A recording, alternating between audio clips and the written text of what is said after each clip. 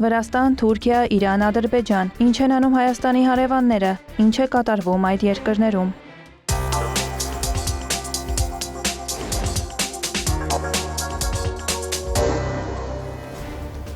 Վրաստանն այնպիսի հետընթաց է գրանցել եվրոպական ինտեգրման ճանապարհին, ինչպիսին չկա որևէ այլ երկրում, հայտարարել է ընդլայնման հարցերով եվրահանձնակատար Մարթա Կոսը Բրյուսելում Եվրամիության արտաքին գործերի խորհրդի նիստի մեկնարկից առաջ։ Ուզում եմ դիմել Վրաստանի կառավարությանը, եթե երկիրը ցանկանում է առաջ շարժվել եվրոպական ճանապարհով, պետք է այլ կերպ գործել։ Մենք կշարունակենք աջակցել քաղաքացիական հասարակությանը եւ անկախ լրատվամիջոցներին, քանի որ դա կարեւոր է ոչ միայն մարդկանց հույս տալու համար, այլև կառավարությանը ասելու, որ սխալ է անտեսել ժողովրդի կամքը։ Վրաստանի իշխանությունները 2024 թվականի նոյեմբերին հայտարարել էին մինչև 2028 թվականի վերջը Եվրամիությանը երկրի անդամակցության հարցով բանակցությունները օրակարգից հանելու մասին։ Դրան հաջորդել են Թբիլիսիում բողոքի ակցիաները, որոնք շարունակվում են արդեն 1 տարի։ Վրաստանի ղեկավարությունը հայտարարում է Եվրամիությանը անդամակցելու շուրջ բանակցություններին վերադառնալու պատրաստակամության մասին, եթե Բրյուսելը հրաժարվի երկրի նկատմամբ վարվող քաղաքականությունից։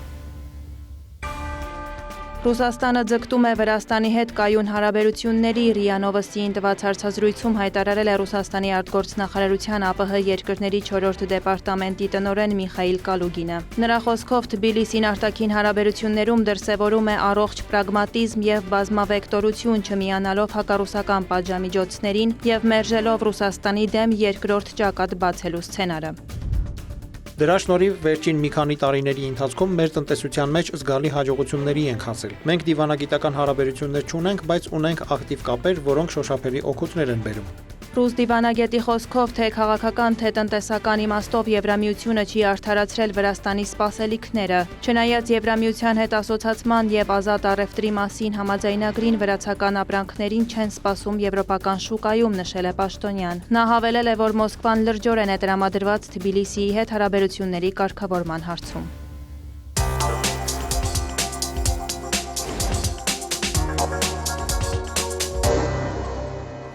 Մենք շարունակում ենք Հայաստանի հետ կարգավորման գործընթացը։ Հաջորդ տարվա սկզբից կձեռնարկենք մի քանի խորհրդանշական քայլ, հայտարարել է Թուրքիայի նախագահ Ռեջեփ Էրդողանը Անկարայում կազմակերպված դեսպանների համաժողովի շրջանակում։ Նրա խոսքով Հայաստանը եւ Ադրբեջանը առավել քան երբևէ մոտ են խաղաղության համաձայնագրի ստորագրմանը։ Էրդողանն անդրադարձել է նաեւ Գազայում եւ Սիրիայում իրավիճակին, Ռուսաստանի եւ Ուկրաինայի միջև հակամարտությանը։ Նրա խոսքով չնայած Իսրայելի կողմից հրադադարի ռեժիմի աճող խախտումներին, այն ընդհանուր առմամբ պահպանվում է Համասի հանգիստ եւ հավասարակշռված դիրքորոշման շնորհիվ։ Էրդողանը հայտնել է, որ Թուրքիայից Սիրիա վերադարձած փախստականների թիվը հասել է 580,000-ի։ Նախագահն աջակցություն է հայտնել Սիրիայի կառավարությանը։ Էրդողանի խոսքով Ռուսաստանի եւ Ուկրաինայի վերջին փոխադարձ հարձակումները լուրջ սպառնալիք են Սև ծովում նավարկության անվտանգության համար։ Թուրքիան փոխանցել է իր նախազգուշացումները կողմերին այդ հարցի վերաբերյալ։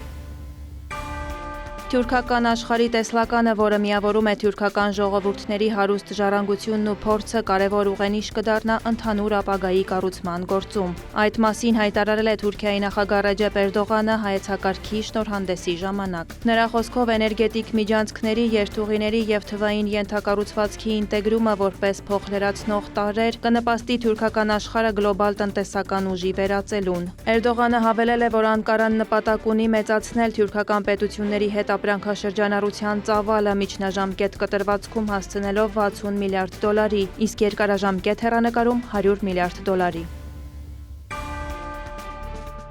Թուրքիայի եւ Լեհաստանի ներկայացուցիչները փոխըմբռնման հուշագիր են ստորագրել ուղղված անվտանգության ոլորտում համագործակցության ամրապնդմանը։ Փաստաթուղթն ընդգրկում է տեղեկատվության փոխանակում, համատեղ զորավարժություններ, զորքերի միջև համակարգում, պաշտպանական արդյունաբերության եւ զինված ուժերի օպերատիվ հնարավորությունների զարգացում։ Լեհաստանի պաշտպանության նախարարն ընդգծել է Թուրքիայի ռազմավարական նշանակությունը Վարշավայի համար եւ հույս հայտնել, որ Անկարան լեհական ռազմական տեխնիկա կգնի։ Նա նաեւ հայտարարել է եվրոպական նախագծերում Թուրքիային աջակցելու եւ Եվրամիությանը նրա անդամակցության շուրջ բանակցությունների հնարավոր վերսկսման մասին։ Թուրքիայի պաշտպանության նախարարությունը հայտնել է, որ զինված ուժերը հայտնաբերել են Սև ծովի երկնքում երկրի օդային տարածքին մոտեցող օդային թիրախը եւ F-16 ինքնաթիռն այն հսկողության տակ է վերցրել։ Ավելի ուշ օբյեկտը նույնականացվել է որպես վերահսկողությունից դուրս գտնվող անօդաչու թռչող սարք եւ խոցվել է անվտանգ գոտում։ Թե որ երկրին է պատկանել տվյալ ԱԹՍ-ն չի հաղորդվում։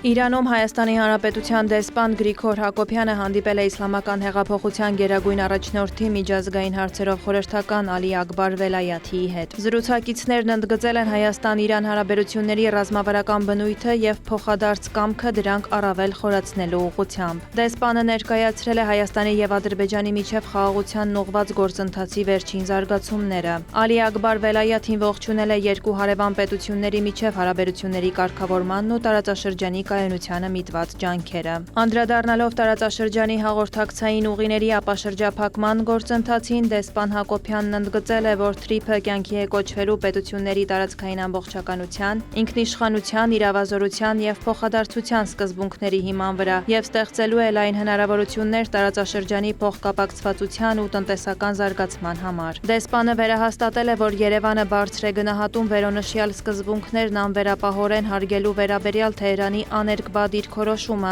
եւ փոխադարձաբար հաշվի է առնում բարեկամ Իրանի անվտանգային ու քաղաքական զգայունությունները։ Զրուցակիցները կարևորել են տարածաշրջանային հարցերի վերաբերյալ շարունակական երկխոսությունների ու խորհրդակցությունների անցկացումը։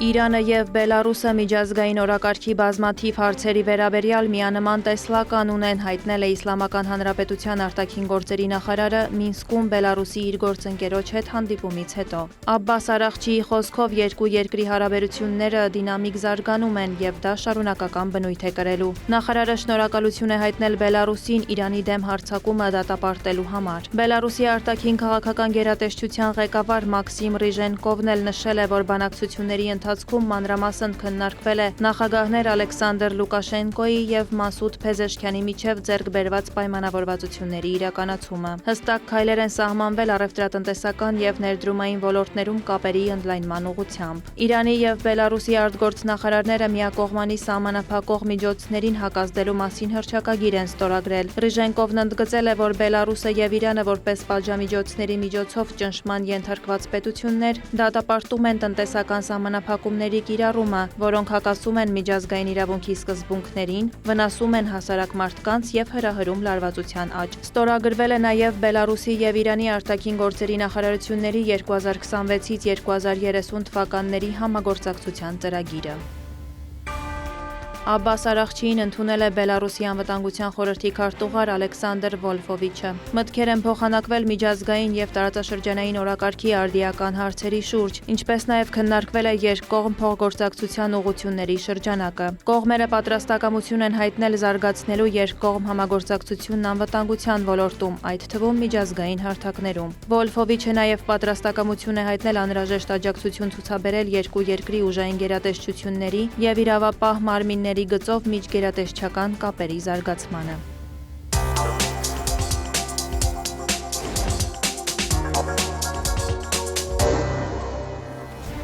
Դուշանբեում Վլադիմիր Պուտինի եւ Իլհամ Ալիևի հանդիպումը դրական լիցք հաղորդեց Ռուսաստանի եւ Ադրբեջանի հարաբերություններին։ Տրամադրված ենք դրանք զարգացնել 2022 թվականի փետրվարի 22-ին Մոսկվայում ստորագրված դաշնակցային փոխգործակցության մասին հռչակագրին համապատասխան։ Այդ մասին հայտարարել է Ռուսաստանի արտգործնախարարության ԱՊՀ երկրների 4-րդ դեպարտամենտի տնօրեն Միխայիլ Կալուգինը։ Նա նշել է, որ տնտեսության մեջ դրական դինամիկա է տեսնում, սակայն մշակութային հումանիտար ոլորտներում կապերը զգալիորեն հետ են մնում։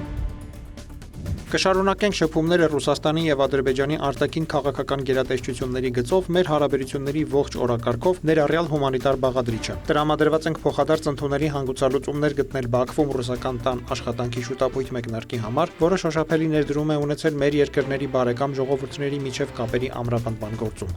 Կալուգինը նշել է, որ Մոսկվայի համար անվերապահ առաջնահերթություն է Ադրբեջանում ձերբակալված Ռուսաստանի Դաշնության 11 քաղաքացիների շուտափույթ վերադարձը հայրենիք։ Նրա խոսքով այդ հարցը մանրամասն քննարկվել է դեկտեմբերի 9-ից 10-ը Բաքվում տեղի ունեցած քաղաքական խորհրդակցությունների ընթացքում։ Դիվանագետը նաև անդրադարձել է տարածաշրջանային 3 գումարած 3 ձևաչափին, նշել այն զգալի ներուժ ունի։ Կալուգինը հույս է հայտնել, որ Երևանն ու Բաքուն շուտով կտրամադրեն արտաքին քաղաքական գերատեսչությունների ղեկավարների առաջիկա հանդիպումների համաձայնեցված ժամանակացույցը։